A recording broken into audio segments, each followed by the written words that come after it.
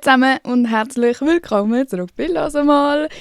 Also, Leute, heute sage ich es mal am Anfang der Folge, einfach so, dass ich auch mal etwas richtig mache als fucking Podcasterin, Social-Media-Person, was auch immer.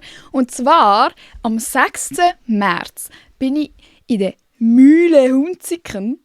Leute, ich weiss nicht, wie das die Berner sagen. Ich glaube, das kennt man ja eigentlich, aber ich weiss nicht, ob irgendwie Mühle Hunziken sagt oder so. Darum werde ich jetzt einfach immer auf Hochdeutsch sagen, Mühle Hunziken. Habe ich eine Live-Podcast-Show, wo ihr kommen könnt. Es hat noch Tickets. Der Link ist in der Folgenbeschreibung. Der Link ist auch auf Insta verlinkt. Auf dem «Hör mal»-Account hat es ein Highlight dafür. Die Türöffnung ist ab 6 Uhr. Es ist ein Mittwoch. Ich weiss, Leute, wir haben am Mittwoch nicht so Zeit, aber wir wissen nicht, wenn nächstes Mal eine «Hör mal» Live-Show kommt. Ich plane euch ein. Also, ihr werdet die Möglichkeit haben, mitzumachen, mitzuentscheiden, was passiert. Es wird interaktiv, Leute. Fragt mich noch nicht genau, was kommt und was ich rede und so. Ich bin noch nicht so weit. Und wenn ihr eine Folge gehört habt, dann wisst ihr das eigentlich auch, dass ich wahrscheinlich jetzt noch sehr lange über die Show stressen wird, aber das kommt alles gut. Und ich freue mich, es haben schon hure viele Leute geschrieben und es ist so crazy. Einfach, auch Leute haben Tickets auf den Geburtstag bekommen. What the fuck? Also weißt du, so, nicht, das ist ein geiles Geschenk, aber ihr müsst euch so aus meiner Perspektive vorstellen, das ist so surreal, dass jemand ein Ticket zu meiner Podcast-Show zum Geburtstag bekommt und sich darüber freut. Wisst ihr, was ich meine? What the fuck? Aber hure geil. Ich freue mich. Weil, ich habe das jetzt auch schon öfters gesagt, sorry, falls ich mich wiederhole, aber es ist halt wirklich das einzige Mal, wo ich bis jetzt mit meinem Podcast etwas in echt gemacht habe, sind halt ganz random Leute dort gewesen, die mich gar nicht kennt haben zum Beispiel und so, und ganz wenig sind nur von «Hör mal» am Zuhören gewesen. Und jetzt das sind einfach alles «Hör mal» Leute. Und low-key im Fall habe ich gedacht, ihr könntet sogar so voll neue Friends finden dort wahrscheinlich, weil so, ihr fühlt alle den gleichen Podcast, der so hure persönlich ist. Und das sind wahrscheinlich alles mega nice Girlies und Boys, mehr Girlies, aber auch ein paar Boys. So, darum traut euch. Es haben mir auch ein paar geschrieben so, oh nein, aber ich könnte nur allein gehen und so. Bro, geht allein. Oder, ja, ich weiß nicht, wie wir das machen können, dass ich irgendwie so eine Story mache, so, wo ihr euch verdingsen könnt, aber das macht keinen Sinn. Keine Ahnung. Wenn du nicht allein gehen willst und einen Mate finden willst für die Podcast-Show, dann kommentierst du unter dem Post von dieser Folge «Hallo, ich bin eine Blume». Und dann wissen die Leute, ich bin eine Blume, bedeutet, du brauchst noch jemanden, um an den Podcast zusammenzugehen. An die Show, sorry, Leute, verwirrt. Okay, auf jeden Fall, Live-Update habe ich fucking gar nichts. Eben, ich bin einfach mit der Tilda beschäftigt. Gestern bin ich live auf TikTok und ich habe einfach so, ich schwöre euch, so 20 Minuten Spinat zwischen den Zähnen gehabt und niemand hat es mir gesagt. Und dann bin ich voll ausgerastet, als ich es gesehen habe und alle so, «Hä, nein, ich habe nichts gesehen». Ich frage mich, ob sie mich angeschaut haben oder ob sie wirklich nichts gesehen haben, aber das ist so das Heftigste, was passiert ist diese Woche. Nein, ich war ja am Lion King Musical gewesen, aber das habe ich jetzt auch überall schon 100 Mal erzählt. Es war hure geil gewesen. Und irgendetwas ist dann am nächsten Tag, ja Leute, ich hatte ein Shooting mit dem Ramon, das ist unser Fotograf vom Management und Videograf und was weiß ich was, der macht irgendwie alles.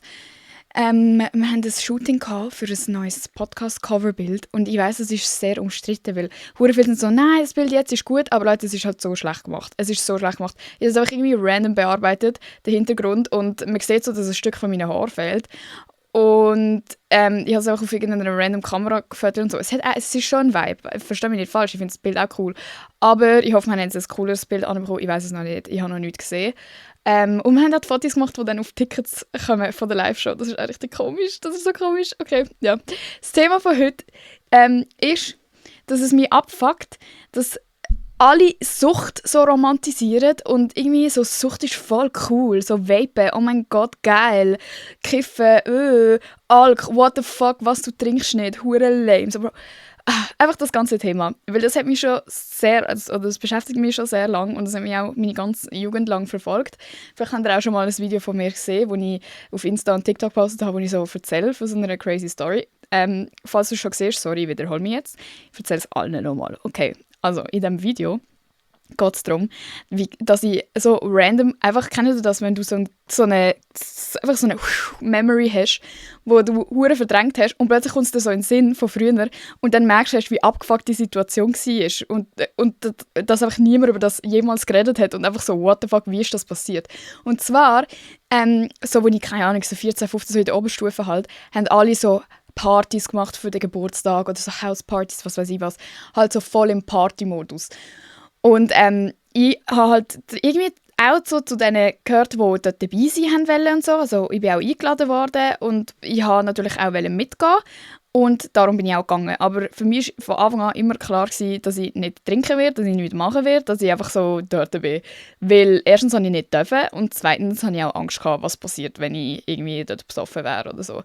Ich war einfach ein sehr anstrengendes Kind gewesen, irgendwie. Also meine Mutter hat einfach gesagt, dass ich das nicht darf, bevor ich 16 bin. Und dann habe ich es halt irgendwie nicht gemacht.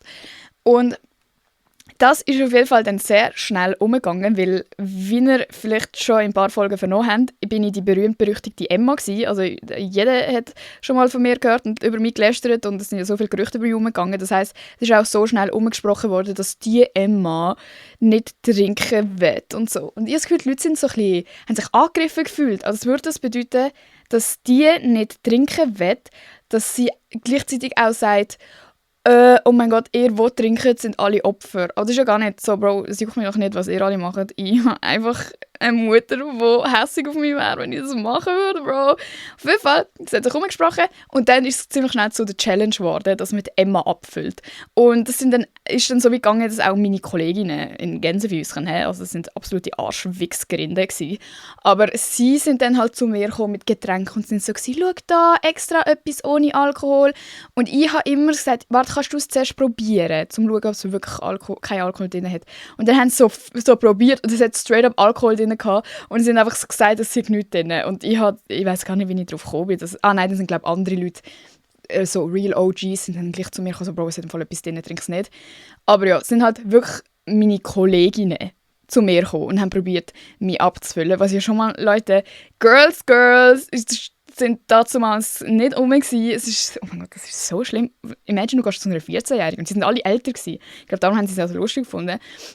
Und das Crazyste ist, dass eine einfach mit einer Capri-Sonne zu mir gekommen ist und gesagt hat, ja Bro, schau, das ist so das Einzige, wo du sicher sein kannst, dass es keinen Alkohol drin hat, weil, Bro, du Capri-Sonne, du tust einfach ein Röhrchen reinstecken und fertig ist, oder?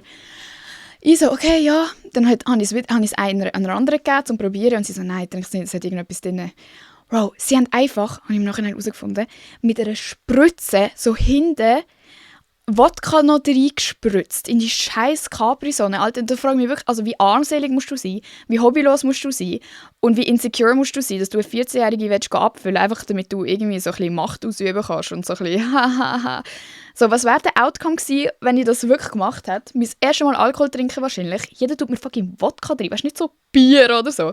Ich wäre wahrscheinlich am Boden gelegen, man hätte mir meinen Magen auspumpen irgendwann und ein Krankenwagen wäre gekommen. Und nachher hätte ich so 4 Jahre nicht mehr aus dem Haus dürfen, weil ich die Schuld bin, dass ich das getrunken habe. Also fickt euch alle. Und lustigerweise hat das Video auch einer von denen gesehen, der zuständig war für die Capri-Sonne. Nicht nur das, sondern es war seine Party gewesen.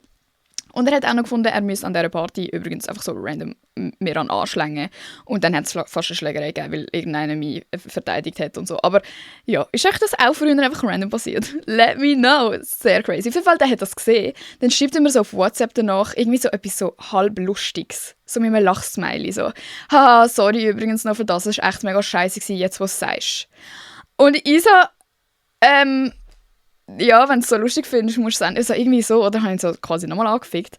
Oder irgendwie hat er sich so entschuldigt und ich extra so gefragt, ja, für was? Und Bro, der hat wirklich, bis heute hat er nicht mehr richtig darauf geantwortet. Und ich denke, Bro, nur weil eine mit Reichweite plötzlich so sagt, ey, du bist ein Hurensohn, kommst du dich entschuldigen und kannst es nachher nicht mal richtig machen. Egal, Leute, das ist jetzt ein ganz crazy Rant gewesen, ein Abschweifer in einen Rant. Aber die Leute hören das wahrscheinlich auch wieder jetzt. Fickt euch alle Alten.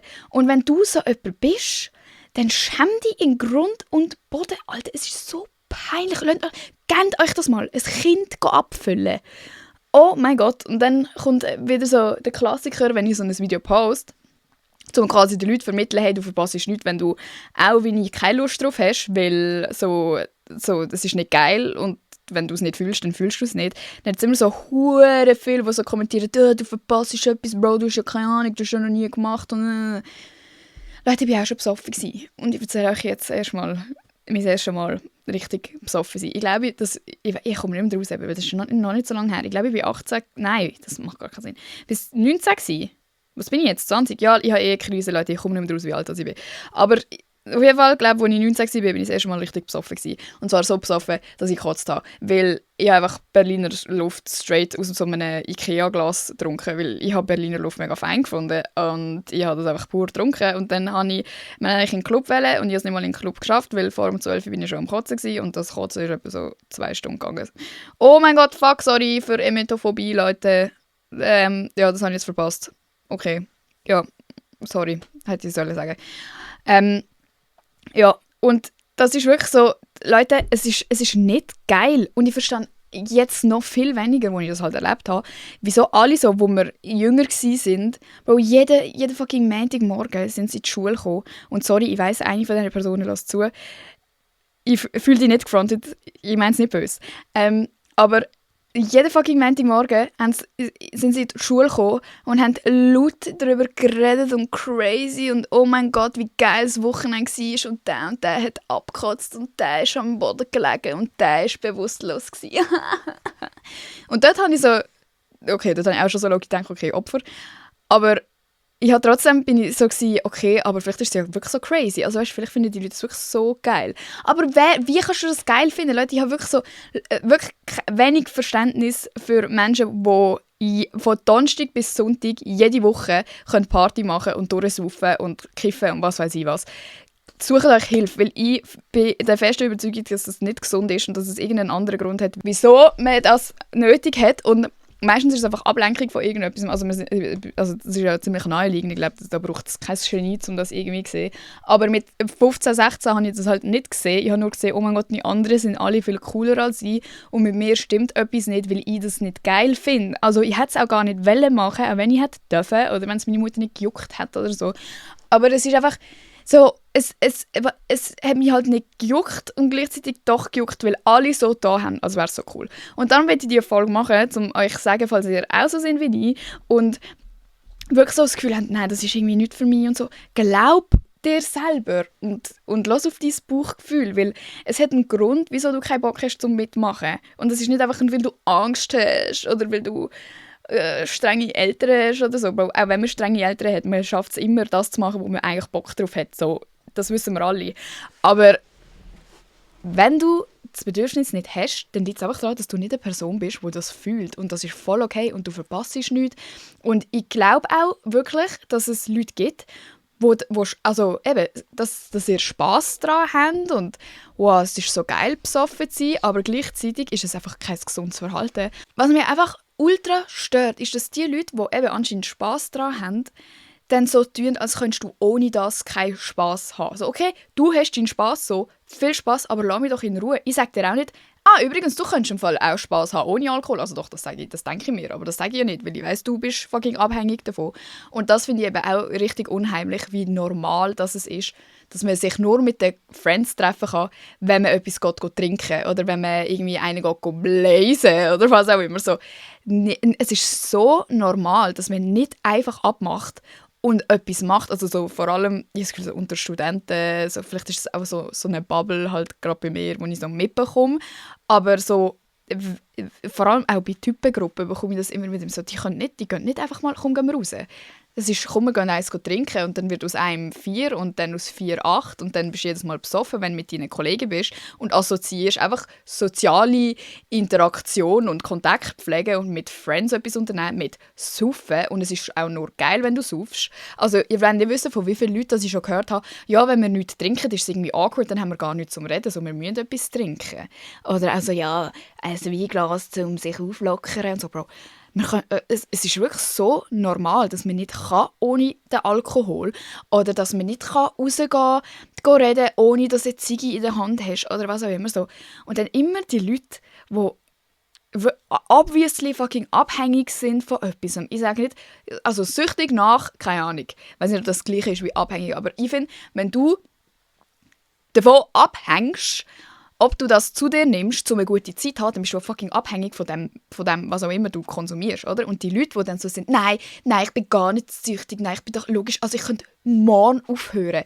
Nein, im Fall Cannabis ist wissenschaftlich belegt, dass du nicht süchtig wirst. Bro, wenn du deinen scheiß Joint brauchst, zum Einschlafen können, wenn du deinen scheiß Joint brauchst, zum Lernen können, wenn du deinen scheiß Joint brauchst, nach dem Aufstehen, was hast du das Gefühl, was das bedeutet, Bruno? Was hast du das Gefühl? Du bist abhängig. Das ist genau gleich, wie wir handysüchtig sind. Logisch kriege ich jetzt morgen nicht Lungenkrebs ab meinem Handy, aber es ist gleich ungesund. So, Bro, das ist einfach, ich weiß nicht, die Mentalität, es ist nur lustig so, man kann es nur geniessen so, es ist so normal, vor allem halt Ziggis und Alkohol, Leute, es ist immer noch genau gleiche Droge. Es ist einfach legalisiert, weil es fucking fett Cash macht für all die Produzenten und was weiß ich, es ist halt eine riesige Lobby. Leute, befasst euch mal mit dem. Oder auch nur schon vapen, eben so, das ist so cool. Schämt ihr euch nicht? Sorry, also weißt, ich weiss, wir hören viele Leute zu, die saufen und kiffen und rauchen und alles, aber es juckt mich nicht. Ich glaube, ich muss aufpassen, wie ich es formuliere. Es juckt mich wirklich nicht, was die Leute machen. So, du kiffen, du vapen, du machen, aber hört auf so tun, als wäre es cool. Ihr seid nicht cool wegen dem Fakt, dass ihr raucht. Ihr seid nicht cool wegen dem Fakt, dass ihr Wassermelone-Vape raucht, wo der ganze Bahnhof verstinkt. Ihr seid nicht cool, weil ihr 3 Tage nacheinander besoffen sind und nie richtig ausnüchtern können in diesen 3 Tagen. Oh mein Gott, jetzt bin ich 3 Tage am Stück eigentlich besoffen gewesen. Sucht euch Hilfe, wenn ihr euch durch das definieren müsst. Und obwohl ich bezweifle, dass mir so viele Leute zuhören, die sich halt durch das definieren, aber so gleichzeitig, ja, vielleicht frontet ihr dafür einfach eure Enemies für euch. So, wenn euch genau die Leute aufregen in eurem Leben, weil man hört ja wirklich oft, wenn man selber nicht mitmacht, hört man immer wieder die Kommentare von wegen, du verpasst etwas und denkt einfach an mich und denkt euch, oh mein Gott, was sind das für verdammte Opfer, dass ihr euch durch das definiert und nichts Besseres habt in eurem Leben, wo euch irgendwie einen Wert zuschreibt und wo ihr stolz darauf sein könnt als fucking Drogen. So, nein. Und wie ich auf das Thema überhaupt gekommen bin, ist, weil ich gestern oder so, habe ich eine Story gepostet, wo ich so gefragt habe, ob ihr alle auch eigentlich das habt, dass ihr das Gefühl habt, ihr könntet so 12 sein, aber auch 60. Und für mich ist es so, als hätte ich so das Leben schon durchgespielt, weil ich einfach so da in meinem Garten gechillt habe, mit meinen 100 Tieren und mit meinen Rössli am Reden bin und einfach so random, so wie eine Großmutter bin. Und dass ich eigentlich als 20-Jährige mir so denke, Bro, jetzt müsste ich gerade am Drogen nehmen sein oder so. Und dann haben mir so viele Leute auch geschrieben, so, ja, Bro, im Fall same. Und ich habe das Gefühl, ich mache gar nicht das, was man mit 20 machen sollte. Und ich glaube, das ist ein bisschen ein Scam. Ich glaube wirklich, das ist ein Scam, das von wegen, du bist in deinen 20ern, du musst schon alles ausprobieren, du musst das Leben leben. Ja, aber nicht jeder muss alles ausprobieren. Und wenn man sich selber wirklich so null kennt, okay, fair. Aber du kennst dich selber ja. Du weißt ja, will ich jemand sein, der irgendwie immer besoffen ist, oder will ich nicht jemand sein, der immer besoffen ist. Und wenn du schon weißt, nein, das ist nichts für mich, oder so Ausgang gefällt mir nicht, oder das Gefühl von Kontrollverlust, wenn man benommen ist, gefällt mir nicht, so all diese kleinen Sachen, dann ist es doch auch voll okay, zu sagen, nein, ich will das auch gar nicht ausprobieren oder ich will auch gar nicht irgendwie Teil sein von dem.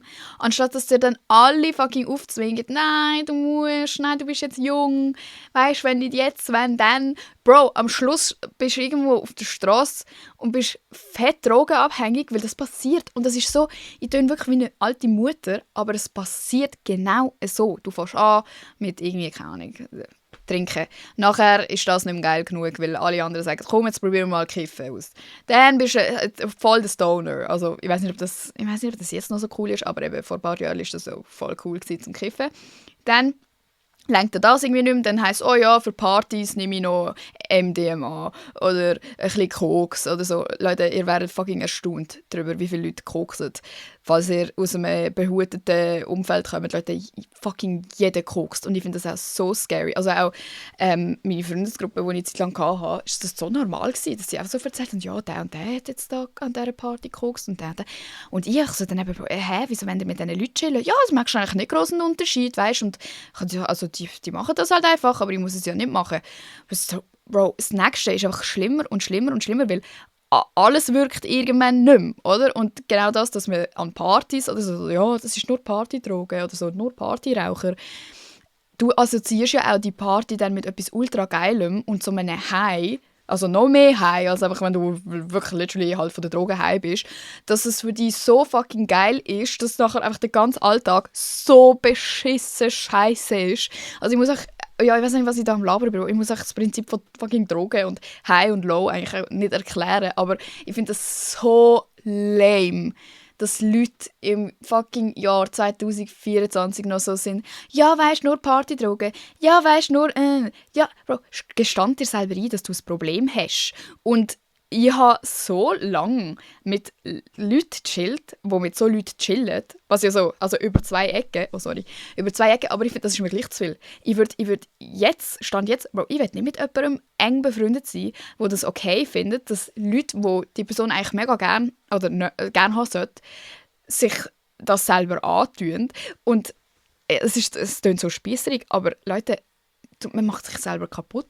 Und selbstdestruktives Verhalten ist nicht unbedingt das Gesündeste auf der Welt, egal auf welche Art und Weise. Und irgendwann, wenn du ansatzweise bist wie ich, dann kommst du in so ein Ding rein, wo du all deinen Friends irgendwie helfen willst und «Oh mein Gott, ja, bist du sicher, willst du...» Dann machst du so Sorge, jedes Mal, wenn jemand im Ausgang ist oder so, «Oh mein Gott, hoffentlich nimmt sie jetzt nicht zu viel Koks.» What the fuck? Und wie ist das normal? Wie ist das normal, dass man einfach so darüber reden kann und du wirst überhaupt nicht judged dafür? Ich sage auch nicht, dass man jetzt die Leute fett judgen sollte dafür, sondern ich habe eher Mitleid und hoffe, etwas ändert sich, aber dass wir mal auch darüber reden, so, Bro, es ist nicht okay. Ich habe das auch nie so richtig gemacht. So die Leute, die mit mir darüber geredet haben, so ja, ein bisschen MD, ein bisschen das und das. Und ich so, okay, weil eben, du willst ja nicht uncool wirken, du willst nicht irgendwie etwas Falsches sagen. Aber Bro, irgendjemand sollte doch mal auf den Tisch klopfen und sagen, Bro, wieso machst du das überhaupt? Was bringt dir das? Willst du eigentlich so, du weißt schon, das ist mega gefährlich und bla bla bla. Darum, Leute, wie gesagt, ihr seid cool, egal ob ihr, also nein, ihr seid cool, auch wenn ihr nicht diese Sachen macht. Glaubt mir, ihr verpasst nichts. Ich war im Club, ich habe die Leute schon gesehen, die so drauf sind. Ich war schon besoffen. Es schmeckt alles low-key wie Scheiße und du verpasst nichts. Die Leute sind grusig, wenn sie besoffen sind und du nicht. Also wenn du so mitgeschleppt wirst, obwohl du nicht besoffen bist zum Beispiel. Die Leute benehmen sich wie Vollidioten, spüren sich selber nicht mehr, schämen sich am nächsten Tag einfach nur für was sie gemacht haben oder finden es halt ultra lustig, weil es irgendjemand gefilmt hat und sie 5 Minuten den Klon spielen können und ein bisschen Aufmerksamkeit bekommen. Ja, das war jetzt mein fucking Hate-Rant gegen Sucht cool machen und so darüber reden, als wenn man in fucking G. Ich weiss auch, das kann man nicht so generalisieren. Ich will auch nicht irgendwie jemandem auf die Füße stehen, der einfach so einmal in der Woche ein Glas Wein trinkt. Um das geht es überhaupt nicht. Eher so, passt auf euch selber auf, passt auf eure Loved Ones auf und vor allem setzt eure Grenzen. Und wenn du jemand bist wie ich, der einfach findet, boah, nein, das kann ich mir nicht gönnen, dann mach es nicht. Und eben, das ist ja auch so der Point. Wenn es dich wirklich nicht stört, dass Leute irgendwie fett auf Drogen sind oder dass sie sich gefährden oder dass sie, oder zum Beispiel auch so, dass es so normal ist, zu wissen, so, dass deine Kollegen besoffen rumfahren und so. Leute, das würde mich so fucking hässig machen. Ich würde jeden von meinen Friends so grusig zusammenschießen, wenn sie zu mir kommen würden und erzählen würden, gestern bin ich stockbesoffen gefahren.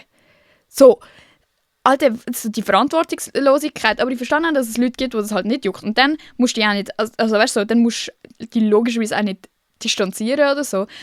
Das, was ich jetzt gerade sage, von wegen, setz deine Grenzen, du musst dir das nicht gönnen, du wirst auch noch andere Friends finden, auch wenn du das Gefühl hast, so, oh, aber wenn ich mit denen nicht befreundet bin, dann habe ich einfach gar nicht mehr. Lieber chill ich dann mit denen, die das Ganze machen und bin halt nicht allein. Leute, es gibt so viele Leute, die keinen Bock auf das haben. Und ich weiss, in der Schulzeit und so weiter und so fort, wenn man einfach gerade in so einem Umfeld gefangen ist, dann kommt einem das überhaupt nicht so vor. Aber es gibt so viele andere Menschen und du wirst noch so viele Leute kennenlernen, die einfach normal sind. Und es ist auch nicht cringe oder langweilig, also einfach so normal sein und daheim hocken. So, die meisten Leute hocken auch daheim und machen irgendetwas. Und es gibt wirklich fast nichts, was mich persönlich so erfüllt, wie wissen, dass ich gerade etwas für mich selber am machen bin, das mir weiterhilft im Leben, anstatt mein fucking Hirn am zerstören, zum Beispiel. Und eben, ihr seid nicht langweilig, ihr seid voll geile Sachen.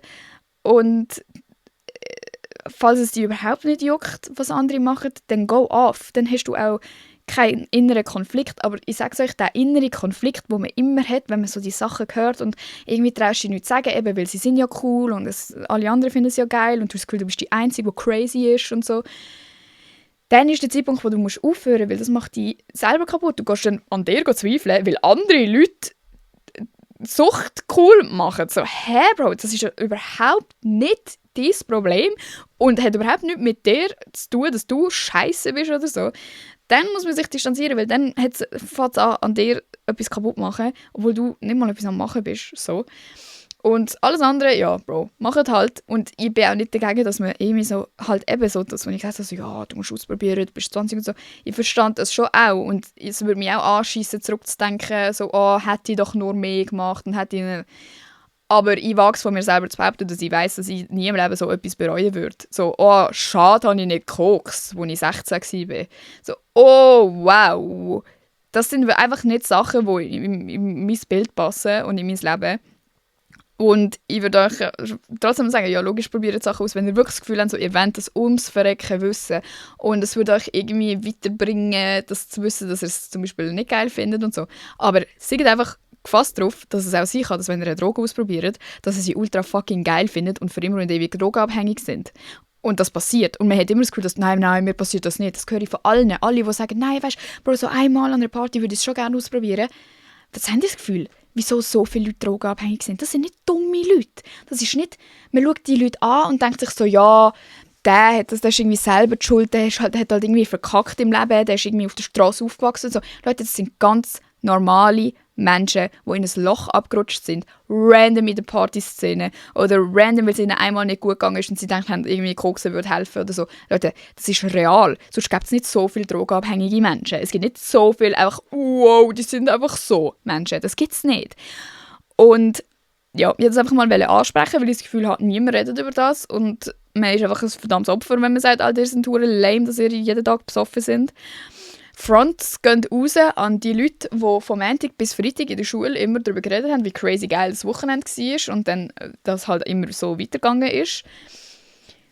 Meistens, wenn du so ein bisschen nachfragst, ja, was ist genau gewesen und wie jetzt dann und so die Videos siehst und so, dann ist es eben eigentlich gar nicht so geil gewesen, sondern sie haben es auch lustig gefunden, wo sie besoffen sind und dann, wenn du nüchtern das anschaust, denkst du einfach so, ja, okay, also so crazy ist es jetzt auch nicht.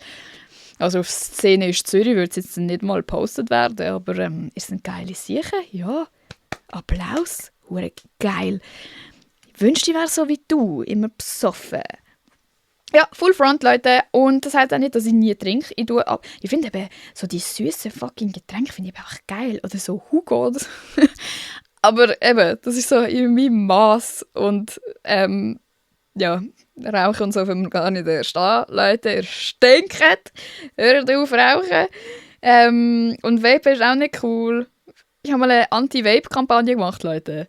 Und die ist einfach, oh mein Gott, ja eben, vielleicht bin ich auch darum drauf gekommen, weil eine hat mir ein Foto geschickt, dass sie in der Schule unsere Werbevideos zu eben Anti-Vape haben müssen analysieren und so die Informationen, die gegeben worden sind, sind das gute Infos gewesen, ist es verständlich gewesen und so ein Raster müssen ausfüllen, auch mein Video müssen schauen. Ich habe mein Video super gefunden, sie haben mir aber nur 3 Punkte gegeben von, ich weiß auch nicht wie viel. Aber ist okay. Sie hat gesagt, dass die 3 Punkte kann sie mir noch erklären, aber sie hat es nie erklärt. Wer weiß. Aber ja, vor allem wenn man jung ist, Leute, macht es nicht, wenn ihr richtig jung seid, weil eures Hirn ist extrem anfällig für Sucht, wenn man jünger ist, weil es einfach noch nicht entwickelt ist und vor allem könnt ihr Entwicklungsstörungen haben, also irgendwie so, ja, ihr könnt es selber recherchieren, wenn ihr wollt, aber das sind so die paar Sachen, die ich weiss. For a fact, über, wenn man so anfängt so Scheiß machen, wenn das Hirn noch nicht mal fertig entwickelt ist. Sonst bleibt er einfach für immer so klein wie ich, so 1,60 oder so. Plötzlich wachsen er nicht mehr weiter, weil er ein bisschen zu viel gekifft hat oder so. Keine Ahnung, das weiss ich nicht, ob es das gibt. Aber ich will euch einfach Angst einjagen. Wie so eine böse Mutter, damit ihr es nie macht. Wie so, wenn du Schnee isst, kriegst du Würmer. Das hat meine Mutter mir gesagt. Das stimmt einfach nicht. Ich habe trotzdem immer Schnee gegessen. Also natürlich nicht der gelbe. Ja. Lasst euch nicht unter Druck setzen. Ich könnte unendlich lang weiter labern, weil es mich so hässlich macht. Aber ich glaube, ihr habt es gecheckt. Es ist jetzt halt nicht so eine lange Folge, aber Leute, wir müssen auch nicht immer 2 Stunden miteinander labern. Ich musste das einfach off my chest getten. Wir hören uns nächste Woche hoffentlich mit einem weniger hässigen Thema. Lasst mich noch, was ihr dazu denkt, ob ihr auch so hure strikt sind mit dem, so Bro, mit so Leuten will ich nicht befreundet sein oder ob es euch gar nicht juckt. Und kommen da meine Live-Show, vergesst es nicht, gell? Hört mal, in Bern. Freue mich auf euch und ja, ich gehe jetzt weiter Tilda betätscheln, betüdeln, Nein, zuerst muss ich noch das hure Video und Sound zusammenschneiden. Scheisse, Leute! Ihr gebt mir so viel Arbeit. Das macht mir keinen Spass mehr. Nein, ich lieb's. Tschüss, ihr seid die Besten. Bis nächste Woche. Tschüss!